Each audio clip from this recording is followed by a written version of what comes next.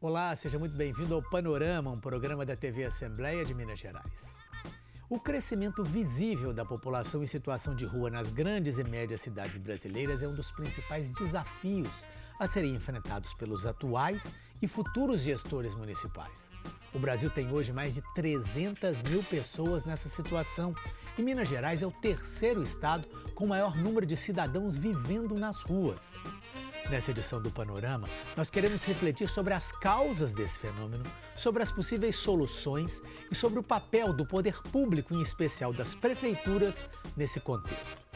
A população em situação de rua é o tema do Panorama que começa agora.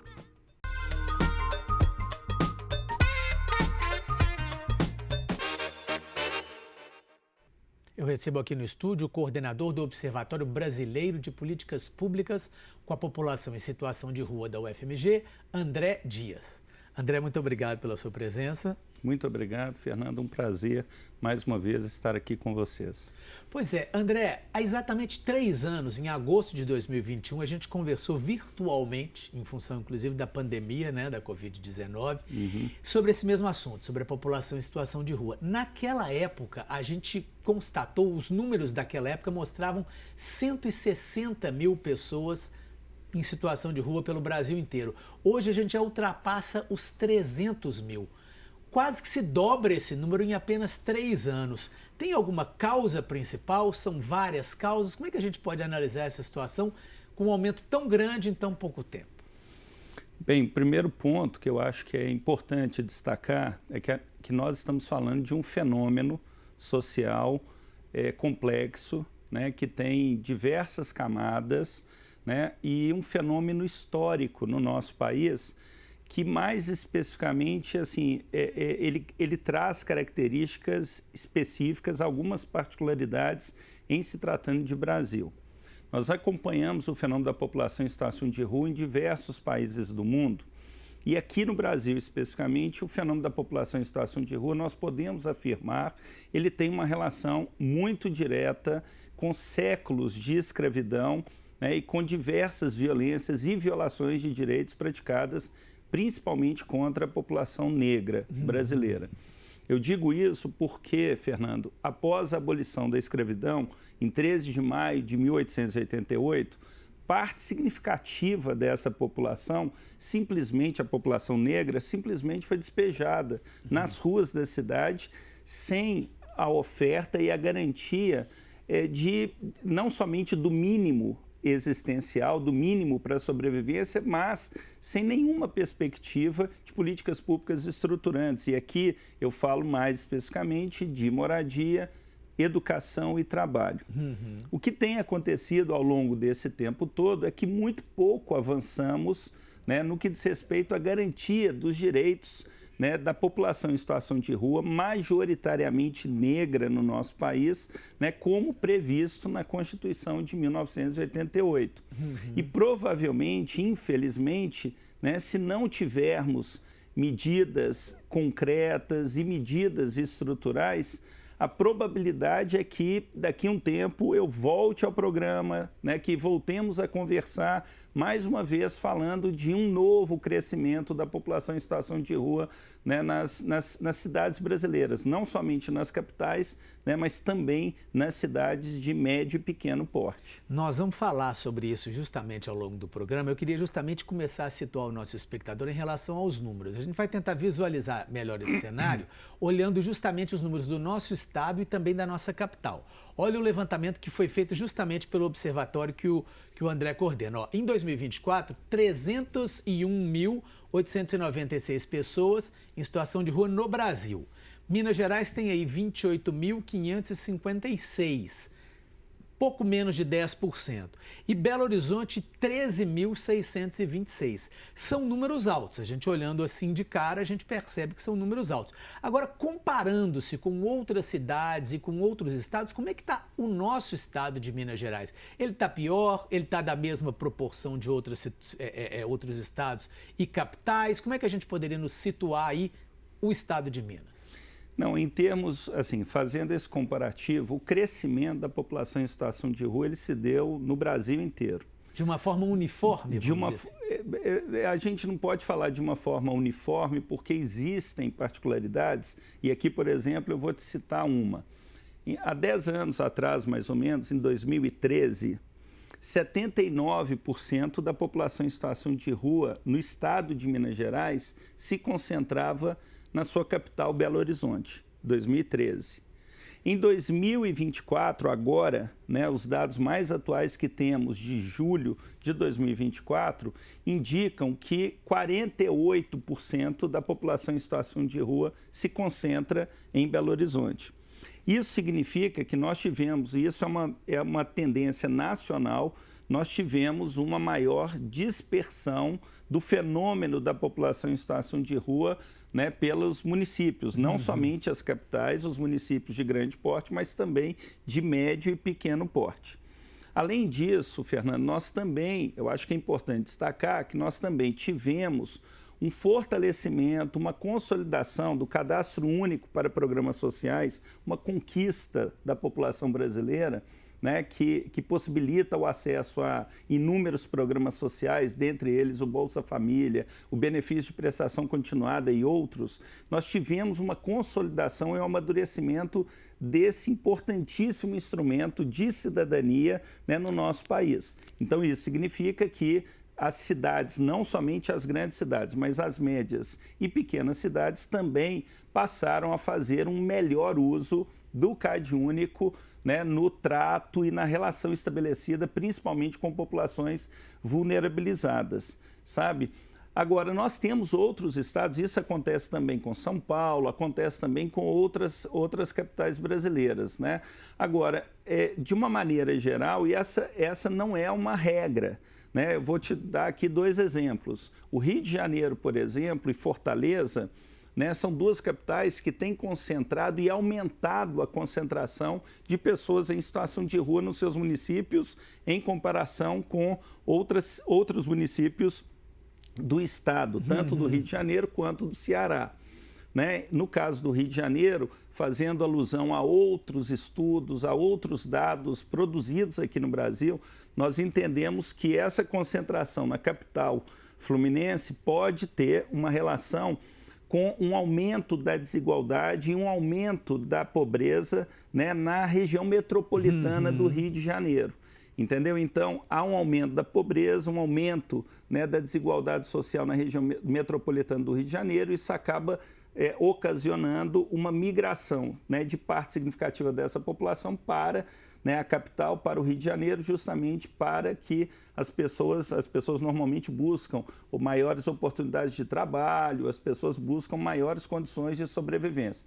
Então, isso não tem acontecido em Minas Gerais. Então, Belo Horizonte tem cada vez menos concentrado pessoas em situação de rua. Mas, ao mesmo tempo, a gente vê em Minas Gerais o maior número de municípios no interior registrando pessoas em situação de rua. Nós vamos ver isso também. Vamos passar, então, para essa parte que o André acabou de falar, dos números em Minas e em Belo Horizonte, para situar exatamente o que ele colocou. Olha ali, Minas Gerais, como ele falou, em dezembro de 2013, tinha 3.862 pessoas em situação de rua, que representava 17% do país. Já a capital, Belo Horizonte, tinha 3.034, ou seja, 79% do estado. Agora, em dezembro de 2023, Minas tinha na época 26.470, que representava cerca de 10% do país, e a capital, Belo Horizonte, 12.916, 49%, ou seja, continua diminuindo aos pouquinhos, Isso, por exemplo, as causas da pessoa passar a viver nas ruas numa grande cidade como Belo Horizonte, que você colocou como que procura de emprego, uma série de coisas, é diferente das causas que levam as pessoas, por exemplo, a viver em situação de rua nas pequenas e médias cidades? Ou as coisas são parecidas? Não, há uma diferença e a sua pergunta ela é muito boa e muito importante, para a compreensão desse fenômeno tão complexo. As 4 principais causas que levam as pessoas, a partir de inúmeros estudos já produzidos aqui no Brasil, as 4 causas que levam as pessoas à situação de rua no país, na sua ordem, são: primeiro, os conflitos intrafamiliares e comunitários com mais, só para você ter ideia, Fernando, eu estou falando mais de 40% das pessoas que vão às ruas, que chegam às ruas das cidades, elas indicam esse como o principal fator, sabe, justamente para a sua ida para as ruas da cidade. O segundo fator, e aí há uma diferença, todos eles têm uma diferença entre a capital e as cidades do interior de médio e pequeno porte. O segundo fator é a ausência ou a precarização de moradias.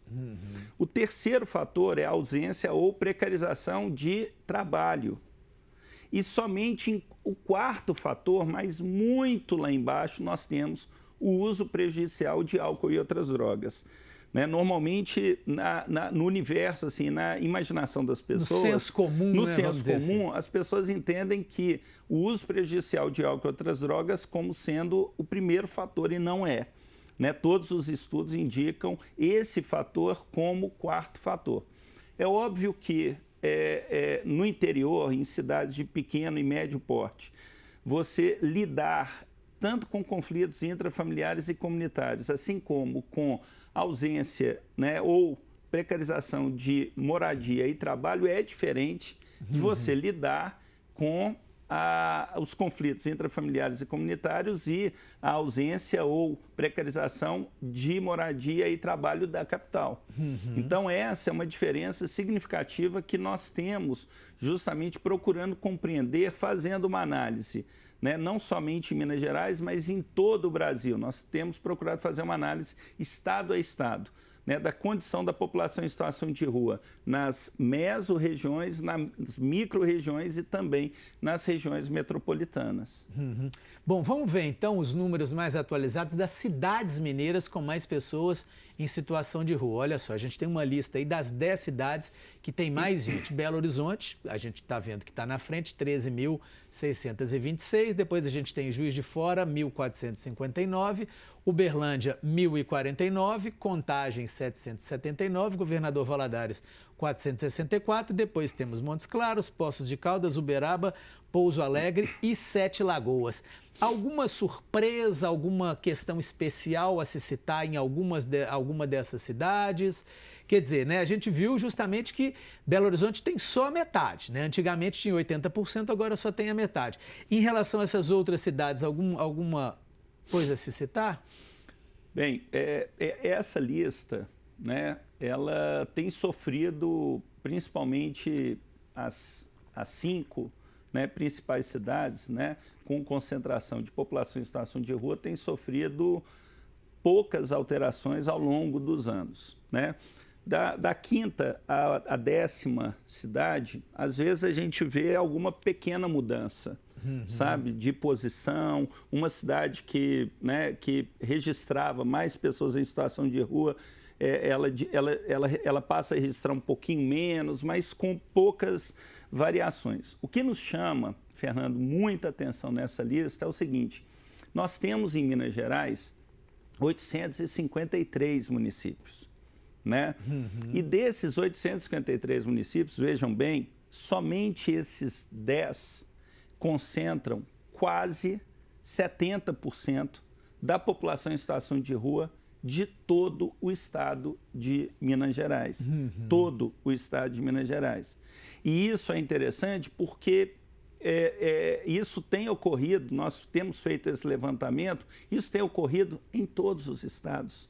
Se você pega em todos os estados, os 10 municípios com maior concentração de pessoas em situação de rua, óbvio, tem ocorrido uma variação, né, tem estados que essa concentração é ainda maior. Eu vou te citar aqui, por exemplo, Pernambuco. Pernambuco, os 10 municípios, as 10 cidades com maior concentração de pessoas em situação de rua concentram 89% da população em situação de rua, e todo o estado são, no estado de Pernambuco, 165 municípios.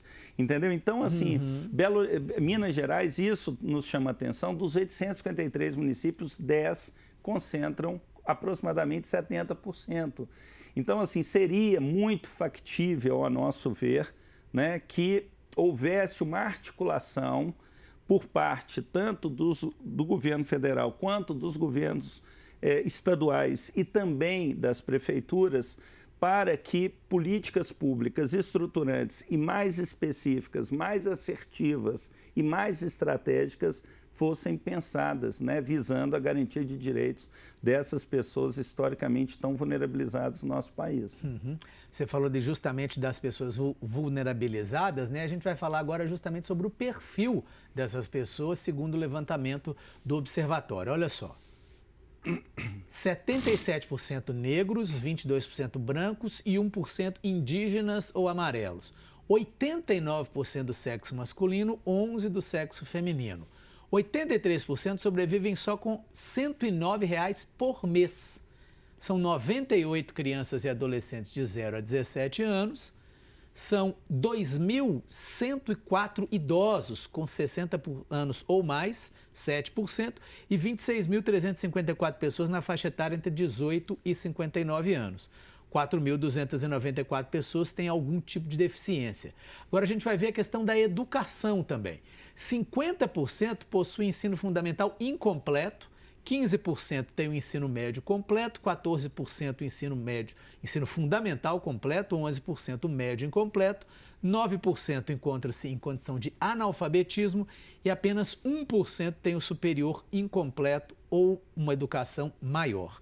Vamos começar pela parte anterior ali do perfil. A gente vê justamente como você tinha colocado, um perfil basicamente de uma população negra, homens e ainda, pelo que os dados mostram, numa idade economicamente ativa, né? Ou seja, é um volume muito grande de gente que poderia estar aí empregada, poderia estar exercendo, né, suas funções numa situação de vida dignamente muito melhor.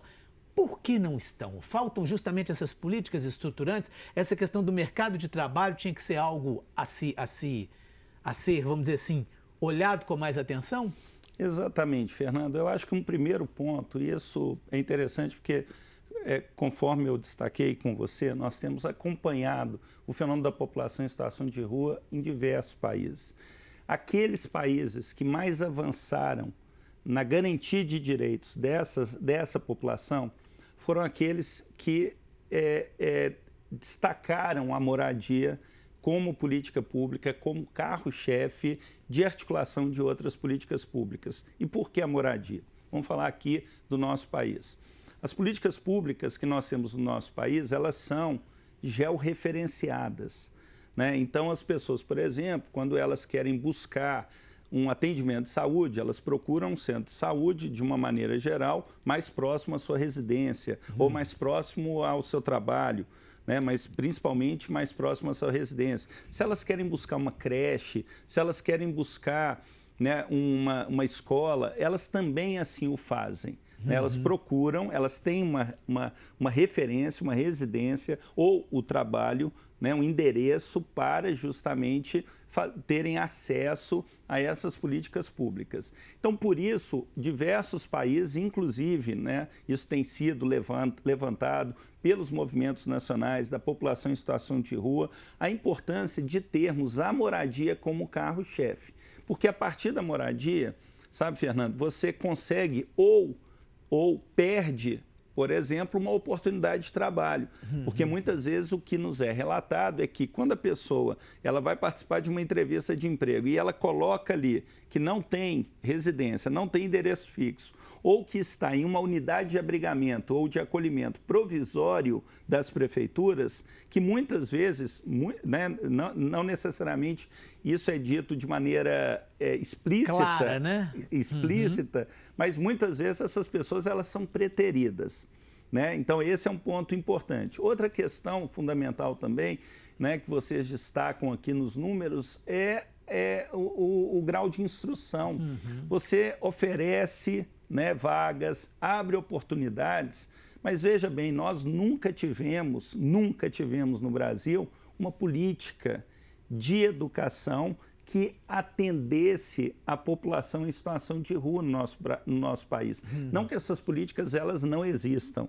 Né? Nós temos o direito à educação e, no caso, o direito à educação de jovens e adultos, o famoso EJA, né? Que poderia ser melhor direcionado e fortalecido no atendimento a essas pessoas, justamente para que elas pudessem se capacitar, elas pudessem se formar de maneira que tivessem melhores condições de acessar esses trabalhos ou essas oportunidades que poderiam ser criadas, né, pelas prefeituras, nas cidades, nos diversos municípios brasileiros.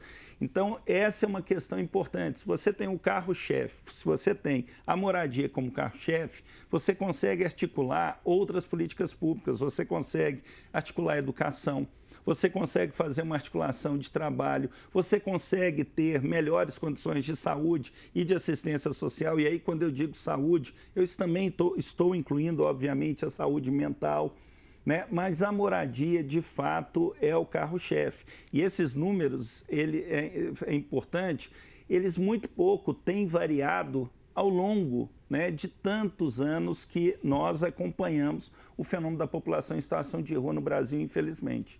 Pois é, a gente está caminhando já para o nosso finalzinho. Eu queria saber se você tem ali alguns exemplos positivos para trazer para nós. Por exemplo, alguma cidade, alguma região, algum estado, algum país que tenha feito realmente algo que possa servir de exemplo, que possa ser justamente replicado ou feito de uma outra maneira, adaptado para que a gente não volte aqui daqui a 3 anos mostrando que a situação está cada vez mais grave. Bem, atualmente, esse modelo que tem sido, né, abraçado por alguns países, né, que a gente fala que é o do moradia primeiro, né, ele teve início nos Estados Unidos, sabe, na década de 80. O movimento, na época, se chamava, nos Estados Unidos, Housing First, né? E aqui no Brasil, Portugal, alguns outros países, foi traduzido como moradia primeiro. Nós temos algumas iniciativas nessa direção, sabe, em alguns países, né, nos Estados Unidos, alguns estados, algumas cidades, no Canadá, nós temos algumas iniciativas interessantes também em Portugal, nós temos algumas iniciativas interessantes aqui também, né, na América Latina. E no Brasil, especificamente, Fernanda, eu acho que é importante destacar isso. A sociedade civil, ela tem se organizado e tem pressionado, sabe, os governos municipais, estaduais e federais, sabe, para a adoção dessas medidas e mais do que isso, né? Aqui, por exemplo, em Minas Gerais, a Pastoral do Povo da Rua, numa ampla articulação com o movimento da população em situação de rua e diversas outras instituições e entidades aliadas, né, à defesa dos direitos da população em situação de rua, tem feito trabalhos muito interessantes, justamente direcionados para essa perspectiva, sabe, de desenvolver metodologias inovadoras, né, que garantam a essas pessoas essas tais políticas públicas estruturantes, moradia, trabalho e educação. Então, assim, falta de iniciativas, sabe, falta de uma rede, digamos assim, de colaboração, os governos municipais, estaduais e o governo federal, eles não terão. Mas, mais uma vez, precisam, né, sair dos seus gabinetes, precisam, né, sair dos seus castelos aí de areia e precisam dialogar mais, né, com a população em situação de rua, com essas instituições que tanto realizam, historicamente, né, pela população mais vulnerabilizada no nosso país, justamente para que esses desafios, né, essa construção, ela ocorra e seja, né, efetivada, assim como previsto, mais uma vez, na nossa Constituição de 1988. Estamos falando, Fernando, de um direito constitucional dessas pessoas. E no ano passado, em 15 de julho de 2023, o ministro Alexandre de Moraes, ele, a partir de uma decisão liminar, que depois foi acompanhada, né, por uma turma no Supremo Tribunal Federal, ele reconheceu, sabe, que existe no Brasil um estado de coisas inconstitucionais, né, com a população em situação de rua. A Constituição de 1988, ela não vem sendo devidamente cumprida com a população em situação de rua. Eu acho que esse é um compromisso ético, um compromisso, né, moral, né, um compromisso político também, que eu acho que envolve não somente os governantes, mas toda a sociedade brasileira e, no caso aqui, também a sociedade mineira. André, muitíssimo obrigado pela sua entrevista. Obrigado mais uma vez, Fernando. Um grande abraço a todas vocês. Bom, o Panorama de hoje termina aqui. Muito obrigado pela sua audiência e até o nosso próximo programa.